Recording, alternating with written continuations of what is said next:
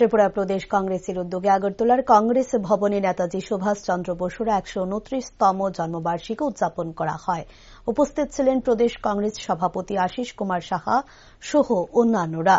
প্রদেশ কংগ্রেস সভাপতি আশিস কুমার সাহা বলেন, গোটা দেশের সাথে পাল্লা দিয়ে ভারতীয় জাতীয় কংগ্রেসের পক্ষ থেকে এই দিনটি যথাযোগ্য মর্যাদায় উদযাপন করার লক্ষ্যে বিভিন্ন কর্মসূচি রাজ্যেও গ্রহণ করা হয়। বৃহস্পতিবার অর্থাৎ ২৩শে জানুয়ারি সকালবেলা আগরতলার কংগ্রেস ভবনে প্রথমে পতাকা উত্তোলনের মধ্য দিয়ে দিনটি শুরু করা হয়। একজন অগ্রণী সেনাপতি হিসেবে স্বাধীনতা আন্দোলনের অন্যতম পুরোধা হিসেবে কংগ্রেসের পক্ষ থেকে শতকোটি শ্রদ্ধা নিবেদন করা হয়।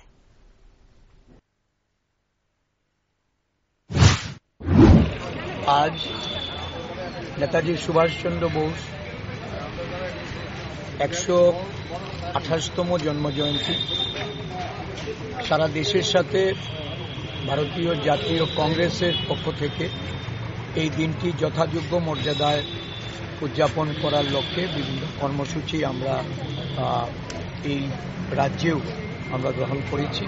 আজকে সকালে পতাকা উত্তোলনের মধ্য দিয়ে তার শুভারম্ভ হয়েছে।